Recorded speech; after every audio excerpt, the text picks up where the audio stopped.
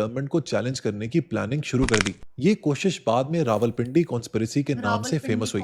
Rawalpindi conspiracy को 1951 में नाकाम बना दिया गया। ये पाकिस्तान की तारीख में पहला मेजर मिलिट्री कू का प्लॉट था। इसी दौर में मिलिट्री और सिविलियन गवर्नमेंट के दरमियान एक पावर स्ट्रगल स्टार्ट होगी। Hey guys, welcome back to our channel। तो मतलब आज जिस वीडियो पे रेड करने जा रहे हैं वो है inside Pakistan ISI history power and secrets, how Pakistan intelligence agency really works. तो देखा जाए हम लोगों को पता है कि पाकिस्तान की जो एजेंसी है वो ISI है और इंडिया की रॉ बोला जाता है ना, और दोनों ही बहुत ही ज्यादा पावरफुल है। और उस दोनों में मतलब कि आपको सिलेक्ट होना आसान बात नहीं है, आपको बहुत मतलब एक काइंड ऑफ टॉर्चर ही किया जाता है, और आपका इसमें मेंटली भी इंटेलिजेंट होना जरूरी है, फिजिकली तो है ही। ठीक है, तो देखते हैं कि उसमें सिलेक्शन कैसे होती है, उसकी हिस्ट्री क्या है, उनकी पावर क्या और सीक्रेट्स क्या है, कैसे ये एजेंसी काम करती है, और क्या ये जो एजेंसी है वो जो दूसरी आर्मी होती है उससे मतलब कैसे अलग है कैसे, और उसमें क्या उसके क्या फीचर्स हैं, कैसे वो सब चीजें चलती है, तो वो हम लोग जानेंगे। वही सो फिर आप भी देखिए, हम भी देखते हैं। Let's start. पाकिस्तान की सबसे ताकतवर लेकिन सबसे खामोश ताकत, एक ऐसी एजेंसी जिसका नाम बड़े बड़े मुल्क एहतराम और खौफ से लेते हैं। आखिर ISI है क्या? क्या है ISI? दोस्तों, मॉडर्न इंटरनेशनल पॉलिटिक्स में इंटेलिजेंस एजेंसीज बहुत ही पिवटल और क्रिटिकल रोल प्ले करती हैं। ये ज्यादातर सीक्रेसी में काम करते हुए कॉन्फिडेंशियल इंफॉर्मेशन गैदर करते हैं, कोवर्ट ऑपरेशंस कंडक्ट करते हैं और स्टेट की डिसीजन मेकिंग को इन्फ्लुएंस करते हैं। इन एजेंसीज की एक्टिविटीज यूजुअली आम पब्लिक को कम नजर आती हैं, और इनके जो ऑफिशियल्स हैं वो भी अपने आप को जाहिर नहीं करते। इनका हर प्रोजेक्ट सीक्रेट होता है क्योंकि उसका ताल्लुक नेशनल सिक्योरिटी, फॉरेन पॉलिसी और जियोपॉलिटिकल स्ट्रैटेजीज को इन्फ्लुएंस करता है। साउथ एशिया के हवाले से बात की जाए तो जिस इंटेलिजेंस एजेंसी ने ग्लोबल अटेंशन हासिल की वो थी पाकिस्तान की इंटर सर्विसेज इंटेलिजेंस, जिसे ISI भी कहा जाता है। ऑल्दो इंडिया की इंटेलिजेंस एजेंसी रॉ भी बहुत पावरफुल है, लेकिन जो इन्फ्लुएंस ISI का पाकिस्तान में है वैसा इन्फ्लुएंस शायद रॉ के पास भी नहीं है। यही वजह है कि US से लेकर चाइना तक, UK से लेकर रशिया तक और इंडिया से लेकर बांग्लादेश तक सब जानना चाहते हैं कि ISI आखिर चाहती क्या है। 1947 में पार्टीशन के बाद बनने वाला एक छोटा सा इंटेलिजेंस यूनिट वक्त के साथ साथ इतना पावरफुल कैसे हो गया? ISI का स्ट्रक्चर किस तरीके से डिजाइन है और किस तरह पाकिस्तान की इंटर सर्विसेज इंटेलिजेंस मुल्क के अंदर और मुल्क के बाहर पॉलिसीज को इन्फ्लुएंस करती है, आज इसके बारे में डिटेल्ड, ऑब्जेक्टिव और बहुत ही अनबायस्ड गुफ्तगू करेंगे। दोस्तों, आज की हमारी इस गुफ्तगू में मेरा साथ देंगे जूलियन रिचर्ड्स, जिन्होंने ISI पर एक जबरदस्त किताब लिखी है, Pakistan's ISI, a concise history of the inter services intelligence directorate. Julian Richards ने इस बुक में ISI की हिस्टोरिकल डेवलपमेंट, इंस्टीट्यूशनल स्ट्रक्चर और स्ट्रेटेजिक रोल को कमाल तरीके से एक्सप्लेन किया है। देखें, बुक बडीज इंटेलिजेंस एजेंसीज पर एकेडमिक रिसर्च करना आसान नहीं होता क्योंकि इन इदारों की बुनियादी सीक्रेसी पर होती है। इसीलिए अक्सर रिसर्चर्स को limited information, open source material और सेकेंडरी एनालिसिस पर रिलाई करना पड़ता है। ऐसे में जूलियन रिचर्ड्स ने काफी हद तक कोशिश की है कि वो अपने एनालिसिस को ऑब्जेक्टिव और क्रेडिबल रख सकें। लेकिन ये जूलियन रिचर्ड्स हैं कौन और इनका पाकिस्तान में इतना इंटरेस्ट क्यों है? Julian Richards centre for security and intelligence agencies के डायरेक्टर हैं जो यूनिवर्सिटी ऑफ बकिंगम में है। उन्होंने 1993 में यूनिवर्सिटी ऑफ कैम्ब्रिज से पाकिस्तान में पॉलिटिकल वायलेंस के सब्जेक्ट पर PhD हासिल की। इसके बाद उन्होंने तकरीबन 20 साल तक यूके गवर्नमेंट के लिए इंटेलिजेंस और सिक्योरिटी की फील्ड में काम किया। एक दुनिया की लीडिंग यूनिवर्सिटी में प्रोफेसर होने की वजह से जूलियन रिचर्ड्स की रिसर्च स्किल्स कमाल की हैं। इस किताब में भी मेरे हिसाब से उन्होंने अपनी इन स्किल्स का बेहतरीन और ऑब्जेक्टिव इस्तेमाल किया है। तो आए चलते हैं इस किताब की तरफ। सबसे पहले वो इस सवाल का जवाब देते हैं कि ISI कब, क्यों और कैसे बनी। पाकिस्तान की ISI की बुनियाद पाकिस्तान के क़याम के कुछ अरसे बाद रखी गई। पार्टीशन के बाद पाकिस्तान को बहुत से सिक्योरिटी चैलेंजेस का सामना था, खास तौर पे इंडिया के साथ कश्मीर कॉन्फ्लिक्ट की वजह से जो टेंशन्स थी वो मजीद बढ़ती जा रही थी। ये वो दौर था जब पाकिस्तान की आर्म फोर्सेस की डिफरेंट ब्रांचेस जैसे कि आर्मी, नेवी और एयरफोर्स अपनी अपनी इंटेलिजेंस एक्टिविटीज चला रही थी, लेकिन इनके दरमियान लैक ऑफ कोऑर्डिनेशन की वजह से कुछ खास रिजल्ट्स नहीं आ रहे थे। इसी बैकग्राउंड में एक सेंट्रल इंटेलिजेंस ऑर्गेनाइजेशन बनाने की जरूरत महसूस हुई जो अलग अलग मिलिट्री इंटेलिजेंस यूनिट्स के दरमियान इंफॉर्मेशन शेयर करे और नेशनल लेवल पर इंटेलिजेंस कोऑर्डिनेशन को बेहतर बनाए। इस जरूरत के तहत 1948 में पाकिस्तान ने एक इंटेलिजेंस ऑर्गेनाइजेशन को फॉर्मली एस्टैब्लिश किया। ये टास्क मेजर जनरल वॉल्टर कॉथॉर्न को दिया गया। वो असल में ऑस्ट्रेलियन आर्मी के ऑफिसर थे और पहले भी मिलिट्री इंटेलिजेंस की फील्ड में काम कर चुके थे। शुरू में जो इंटेलिजेंस सेटअप बनाया गया उसे डायरेक्टरेट ऑफ फोर्सेस इंटेलिजेंस का नाम दिया गया। बाद में इसी ऑर्गेनाइजेशन को इंटर सर्विसेज इंटेलिजेंस कहा गया। इस ऑर्गेनाइजेशन के पहले डायरेक्टर सैयद शाहिद हामिद अपॉइंट 1948 हुए। में बनी उन्होंने है इसकी अक्टूबर पहले 1948 में इस रिस्पॉन्सिबिलिटी को संभाला और हाँ। नई इंटेलिजेंस ऑर्गेनाइजेशन को बिल्कुल शुरू से डेवलप करना शुरू किया। इस एजेंसी का इनिशियल पर्पस ये था कि वो मिलिट्री इंटेलिजेंस को ठीक है। कोऑर्डिनेट करे, एक्सटर्नल थ्रेट्स पर नजर रखे और पाकिस्तान की सिक्योरिटी प्लानिंग को सपोर्ट ओके। करे। बैटलफील्ड सिचुएशंस में मिलिट्री इंटेलिजेंस की कोऑर्डिनेशन को बेहतर बनाना जरूरी था। लेकिन आईएसआई के अर्ली इयर्स में एक और बहुत इंपॉर्टेंट डेवलपमेंट ये हुई कि एक ट्रेडिशनली ए political military organisation Aahista Aahista domestic politics में ठीक है। इन्वॉल्व होने लगी। और ये पाकिस्तान की आजादी के कुछ अरसे बाद ही नजर आने लगा जब कुछ ऑफिसर्स ने मिलकर behind the scenes civilian government को चैलेंज करने की प्लानिंग शुरू कर दी। ये कोशिश बाद में रावलपिंडी कॉन्स्पिरेसी के नाम से रावलपिंडी फेमस हुई। conspiracy, रावलपिंडी वाह कॉन्स्पिरेसी यार। को 1951 में नाकाम बना दिया गया। ये पाकिस्तान की तारीख में पहला मेजर मिलिट्री कू का प्लॉट था। इसी दौर में मिलिट्री और सिविलियन गवर्नमेंट के दरमियान एक पावर स्ट्रगल स्टार्ट हो गई। आहिस्ता आहिस्ता मिलिट्री को ये रियलाइज हुआ कि इंटेलिजेंस सर्विसेज का रोल सिर्फ इंडिया के खिलाफ एक्सटर्नल थ्रेट को मैनेज और करना भी नहीं, है। बल्कि पाकिस्तान की इंटरनल Ensure सिक्योरिटी को भी करना है इंश्योर भाई। करना है। यहाँ पर जूलियन रिचर्ड्स जॉनसन को कोट करते हुए एक बहुत ही इंपॉर्टेंट बात लिखते हैं। इस बात को जरा पढ़ लीजिएगा, सुन लीजिएगा। इसकी सही एक्सप्लेनेशन मैं आपको वीडियो के आखिर में दूंगा। It is also arguably the case that the military concluded early in Pakistan's existence that Were not up to the civilians were job not of up to the ensuring job of national ensuring security. national security. इस statement का litmus test या proof इस बात में है कि independence से लेकर अब तक कई दफा ऐसा हो चुका है जब पाकिस्तान मार्शल लॉ के कंट्रोल में रहा है। स्टार्टिंग विद अयूब खान, उसके बाद याह्या खान, उसके बाद जियाउल हक और फाइनली परवेज मुशर्रफ। आज शायद आप लोगों को लगता हो कि पाकिस्तान में रियल डेमोक्रेसी हाँ। मौजूद है, लेकिन पहले दोस्तों नहीं थी। दरअसल पावर आज भी ओ मिलिट्री के पास है। हाँ, इसको भी military आगे का चलकर ही डिस्कस होता करते है। हैं। दोस्तों यहाँ चीफ पर ये वहाँ पे सवाल भी बहुत बनता है कि important क्या रोल प्ले रीजनल करते हैं। कॉन्फ्लिक्ट्स होने की आसिम वजह से भी मुनीर जैसे पाकिस्तान है। की आईएसआई इतनी पावरफुल हो गई? The answer is somehow yes, क्योंकि पार्टीशन के बाद एनडब्ल्यूएफपी और बलूचिस्तान में अनरेस्ट और पॉलिटिकल इंस्टेबिलिटी हुई, जिसने इंटेलिजेंस एजेंसीज को काम करने का वही, स्कोप वही, दिया वही। और उनकी जरूरत को हाईलाइट किया। जैसे अफगानिस्तान ओरिजिनली पेशावर और सराउंडिंग एरियाज को अपना हिस्सा समझता था, लेकिन ड्यूरेंट लाइन के ड्रॉ होने से ये एरियाज पाकिस्तान के ओके। कंट्रोल में आ गए, जिसे अफगानिस्तान ने कभी ठीक है, एक्सेप्ट नहीं किया। अफगानिस्तान। इस बात का असर पाकिस्तान की बॉर्डर सिक्योरिटी और इंटेलिजेंस पॉलिसीज पर पड़ा। पेशावर और ट्राइबल एरियाज की मॉनिटरिंग और इन्फ्लुएंस मेंटेन करने के लिए आईएसआई का भरपूर इस्तेमाल किया गया और इसी बात ने वक्त के साथ साथ आईएसआई को मजीद इन्फ्लुएंशियल और पावरफुल बनाया। इसी तरह बलूचिस्तान में भी अर्ली 1950 से ही अनरेस्ट था। देखें दोस्तों, बलूचिस्तान के डायनामिक्स बड़े यूनिक और इंटरेस्टिंग है। बलूचिस्तान में मौजूद जो ट्राइबल कल्चर है ना, वो हिस्टोरिकली सेंट्रल अथॉरिटी के ठीक साथ है। नहीं चलता। वो लोग इंडिपेंडेंटली अपनी अपनी ट्राइब को रूल करना चाहते थे। वो अपनी रिसोर्सेज, अपनी जमीन को कंट्रोल अपने में कंट्रोल करना में रखना चाहते चाहते थे, तो चाहे वो ब्रिटिश कॉलोनियल स्टेट हो या फिर स्टेट ऑफ पाकिस्तान। इसीलिए पाकिस्तान के लिए बलूचिस्तान की इंटीग्रेशन और पॉलिटिकल कंट्रोल चैलेंजिंग था और आज भी है। इस पॉलिटिकल और ट्राइबल स्ट्रक्चर की वजह से आईएसआई और मिलिट्री को रीजन में इन्फ्लुएंस एस्टैब्लिश करना पड़ा ताकि इंटरनल सिक्योरिटी मेंटेन हो और ये जो सेपरेटिस्ट मूवमेंट है इनको कंट्रोल किया जा सके। एनडब्ल्यूएफपी और बलूचिस्तान के अलावा आजादी के फौरन बाद ही पाकिस्तान को कश्मीर कॉन्फ्लिक्ट फेस करना पड़ा। इस कॉन्फ्लिक्ट को मैं पहले बहुत दफा अपनी Who वीडियोस में deserves एक्सप्लेन कर चुका हूँ। Kashmir? Do watch my video और ये हमें आर्काइव्स। देखनी पड़ेगी कहने का यार। मकसद यह है कि इन सारे इंटरनल और एक्सटर्नल चैलेंजेस होने की वजह से पाकिस्तान में मिलिट्री और आईएसआई का बहुत ही इन्फ्लुएंस ज्यादा बहुत ही होने तगड़ा लग होता गया गया। अब जरा बात करते हैं कि आईएसआई का आखिर ठीक है। स्ट्रक्चर क्या है। जूलियन रिचर्ड्स के मुताबिक आईएसआई काफी हायरार्किकल ओह, ऑर्गेनाइजेशन है, hierarchical। जहां डिसीजन मेकिंग का सेंटर टॉप मिलिट्री ब्रास और सीनियर इंटेलिजेंस ऑफिसर्स के ठीक है। पास ही होता है।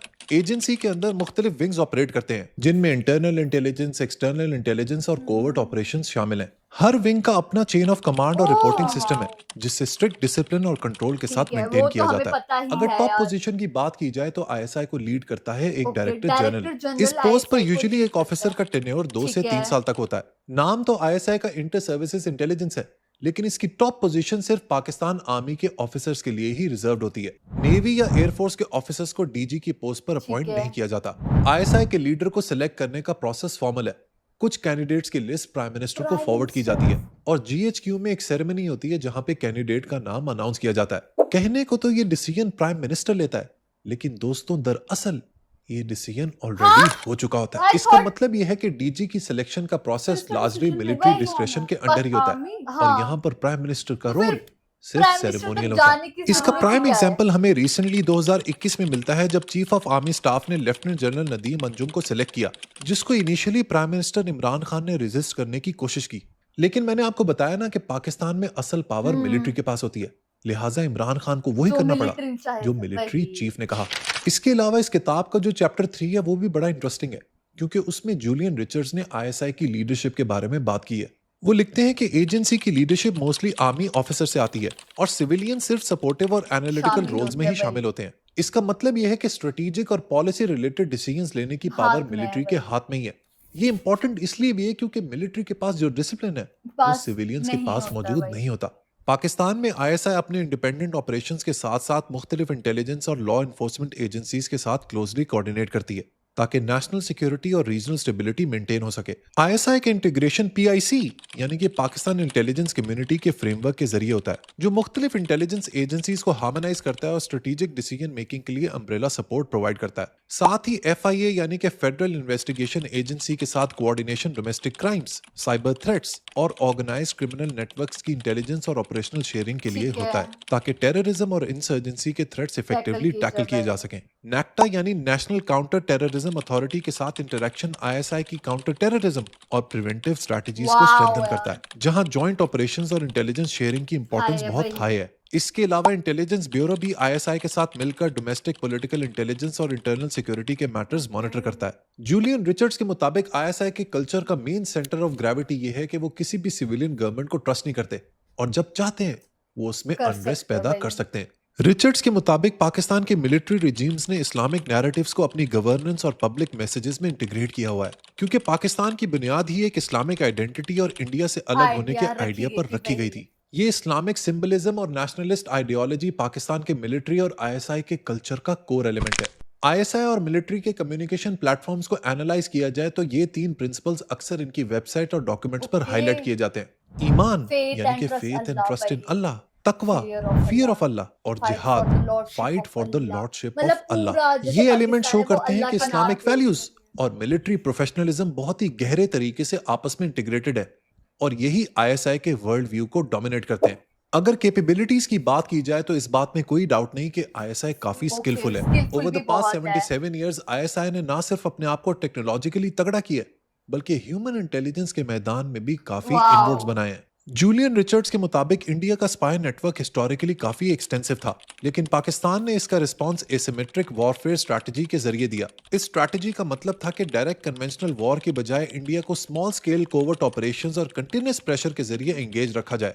इस अप्रोच को अक्सर death by a thousand cut strategy के नाम वाह से यार। डिस्क्राइब किया जाता है। जब आईएसआई की कैपेबिलिटीज और ऑपरेशनल एक्सपीरियंस की बात होती है तो अफगानिस्तान का बहुत जिक्र जरूरी करना है बहुत वही। जरूरी है। सोवियत अफगान वॉर के दौरान पाकिस्तान ने आईएसआई के थ्रू अफगान मुजाहिदीन को ऑर्गेनाइज, ट्रेन और सपोर्ट करने में सेंट्रल ठीक रोल है। प्ले किया। इस पीरियड में पाकिस्तान ने यूनाइटेड स्टेट्स के साथ क्लोज कोऑपरेशन डेवलप किया, जहां सीआईए और आईएसआई मिलकर सोवियत फोर्सेस के खिलाफ रेजिस्टेंस को स्ट्रेंथन कर रहे थे। आईएसआई ने ना सिर्फ फाइटर्स को ट्रेनिंग और लॉजिस्टिक सपोर्ट प्रोवाइड की, बल्कि इंटेलिजेंस कोऑर्डिनेशन और ऑपरेशनल शानदार प्लानिंग में यार। भी बहुत तो इंपॉर्टेंट रोल पता प्ले लग ही किया। रहा है। लेकिन ये बात भी एक्सेप्ट करनी चाहिए कि यही मुजाहिदीन आज पाकिस्तान के लिए सबसे बड़ा प्रॉब्लम बने हुए हैं। They are the biggest threat to Pakistan तो सिक्योरिटी। अफगानिस्तान जूलियन वाले ना। रिचर्ड्स लिखते हैं कि पाकिस्तान में मिलिट्री और आईएसआई की लेगेसी को देखते हुए अगर पाकिस्तान ने वाकई में फ्यूचर में प्रोग्रेस करनी है तो कुछ फंडा चीजों को चेंज होना फंडामेंटली होगा चेंज वही। होना होगा। Great deal will need to change with the ISI and army's legacy for substantive made। Progress to be made. वो सजेस्ट करता है कि पाकिस्तान को शायद उन मॉडल्स पर भी गौर करना चाहिए जो दूसरे मुल्कों ने अपने पास कॉन्फ्लिक्ट्स और स्टेट अब्यूजेस को एड्रेस करने के लिए अडॉप्ट किए थे।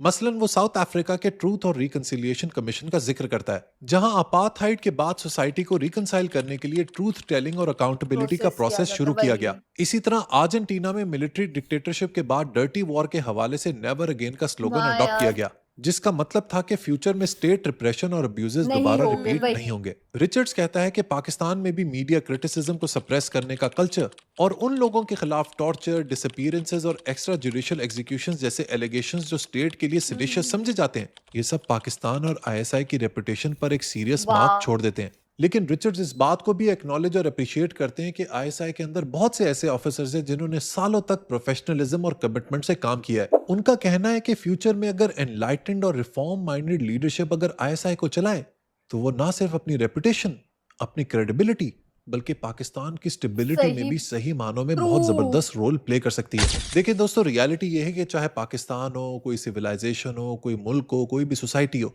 उसमें हमेशा जो इंटेलेक्चुअल माइनॉरिटी है ना, वो ऊपर सबसे आती है ऊपर आ वही। जाती है। ये इंटेलेक्चुअल माइनॉरिटी बाकी लोगों से ज्यादा शार्प, फ्यूचर ओरिएंटेड और इंटेलिजेंट होती है। पाकिस्तान के केस में फॉर्चुनेटली या अनफॉर्चुनेटली ये इंटेलेक्चुअल माइनॉरिटी बनी मिलिट्री और आईएसआई।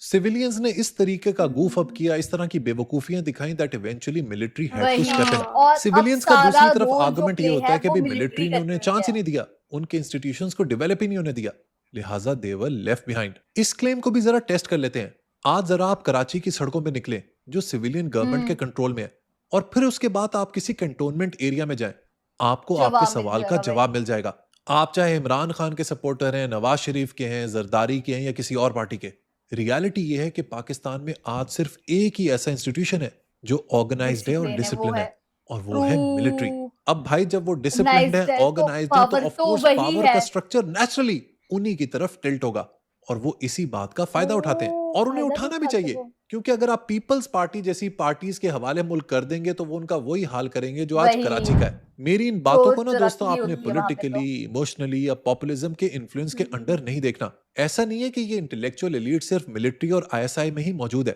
सिविलियंस भी बहुत इंटेलिजेंट होते हैं, ऑर्गेनाइज्ड होते हैं और डिसिप्लिन होते हैं। फर्क सिर्फ ये है कि military as an institution has made it वही काउंट। और ट्रू मुल्क याद रखें दोस्तों तब आगे बढ़ते हैं जब तगड़े इंस्टीट्यूशंस होते हैं तगड़े भाई, होते ये हैं। बात तो आज है। पाकिस्तान में एक हाइब्रिड रिजीम है जिसमें सामने हमें दिखती तो Shahbaz Sharif as hmm, prime but वो मिनिस्टर है है, आसिफ लेकिन उनकी डोरें, आसिर the reins of the government. Government are in the hands of the वही एस्टैब्लिशमेंट। ये बात तो ये कोई है सीक्रेट नहीं है, और ये ये वो सबको पता रियलिटी है है जो भाई। सब लोग जानते हैं। मेरा पर्सनल पॉइंट ऑफ व्यू ये है कि military should go back to the barracks, लेकिन ये सिर्फ तब होगा जब सिविलियंस अपने आप को एम्पावर करेंगे और अपने आप को इस लायक बनाएंगे, इतने केपेबल हो जाएंगे, इतने कि क्रेडिबल हो वही जाएंगे that they should be able to run true the government and the country by themselves। लेकिन दोस्तों ये तब तक नहीं होगा जब एक बड़ा और ग्रैंड विजन वाला स्टेट्समैन इन दोनों इंस्टीट्यूशंस को वही लीड नहीं करेगा। Let's see when that happens. Till that time Pakistan will continue to be a hybrid state. Whatever happens, I wish Pakistan all the best. Long live Pakistan. Pakistan जिंदाबाद। This is so shocking. मतलब कि हमें पता लगा कि जो आईएसआई है वो कितना ज्यादा पावरफुल है, और मतलब मेन चीज ये है कि वही डिसिप्लिन है, स्ट्रिक्ट है वो बहुत ज्यादा, और मतलब बहुत चीजों को बहुत इजीली सॉल्व करते हैं, और उनका काफी ज्यादा मतलब एक्सपोजर मिला हुआ है उनको। और प्लस हमें ये पता लगा है कि जो नवाज शरीफ है वो हमें ऑब्वियसली हमें ये तो पता ही था कि नवाज शरीफ हमें देखने को मिलते हैं कि हर चीज हर कि सबसे आगे वही है। बट वही on the other hand Pakistan में मिलिट्री का जो रोल है वो सबसे ज्यादा बड़ा है, कि जो आसिम मुनीर जैसे है डिफेंस मिनिस्टर हो गए, ये इतना ज्यादा पावर होल्ड करते हैं कि ये पूरी कंट्री को एक तरह से चला रहे हैं। वही और देखा जाए हम लोगों को ये वीडियो से ना सारी चीजें अच्छे से क्लियर हो गई कि आईएसआई मतलब 1948 में बनी, ठीक है। वो इसीलिए बनी क्योंकि वो चाहती थी हम लोगों को जो एक्सटर्नल टेरर है, ठीक है, टेरर है उससे प्रोटेक्शन के लिए वो बनी, ठीक है। फिर उसने बताया कि धीरे धीरे जो आर्मी है उसने अपना टेक ओवर कर दिया पाकिस्तान में, जो आईएसआई है वही लीड कर रही है पाकिस्तान को। फिर हम लोगों को ये पता लगा कि आईएसआई है उनका एक लीडर होता है जनरल, जो 2 या 3 साल के टेन्योर में काम करता है ना, और वही मतलब सारा डिसीजन लेता है। और जो ये जनरल है, like this was very shocking and strange for me कि ये जो जनरल है उन्होंने बोला कि सिलेक्शन आर्मी खुद से करती है, बट वो प्राइम मिनिस्टर के पास जाती है। फिर वहां पे लोगों के पीछे बोला जाता है कि बंदा बना, तो मतलब एक फॉर्मेलिटी बोल सकते हैं हम, एक फॉर्मेलिटी टाइप होती है वहां पे। और ये भी पता लगा कि यार देखो आईएसआई बहुत स्ट्रांग है, ये तो हम लोगों को पता लगा। उसमें ये इतना तक बोला गया यूनाइटेड किंगडम हो भाई, अमेरिका को से भी ऊपर बोला गया है। और यूनाइटेड किंगडम हम लोगों को पता है भाई कितना पावरफुल है मिलिट्री में, मतलब हम लोग सोच नहीं सकते उसके। मतलब ये है कि जैसे इंडियंस है हम लोग, पाकिस्तानी, हम थोड़े जुगाड़ू है ना, हमारे जो भी मतलब टेक्नोलॉजी है, हमारे जो भी वेपन्स है वो थोड़े कम प्राइस के, लेकिन वहां पे बिलियन से नीचे कुछ है ही नहीं उनके पास, लेकिन उससे भी ऊपर बोला गया है। तो आप सोच सकते हो आईएसआई की पावर का अंदाजा लगा ही सकते हो। तो गाइज यही था हमारा रिएक्शन। आप लोगों को कैसा लगा कमेंट करके जरूर बताइएगा। अगर अच्छा लगे तो हमारी वीडियो को लाइक करिए, शेयर करिए, कमेंट और करिए। अगर इस चैनल पे नहीं तो सब्सक्राइब बाकी हम लोगों ने अपने इंस्टाग्राम हैंडल का लिंक डिस्क्रिप्शन में दिया, अगर फॉलो करना चाहते हो तो कर सकते हो। बाय।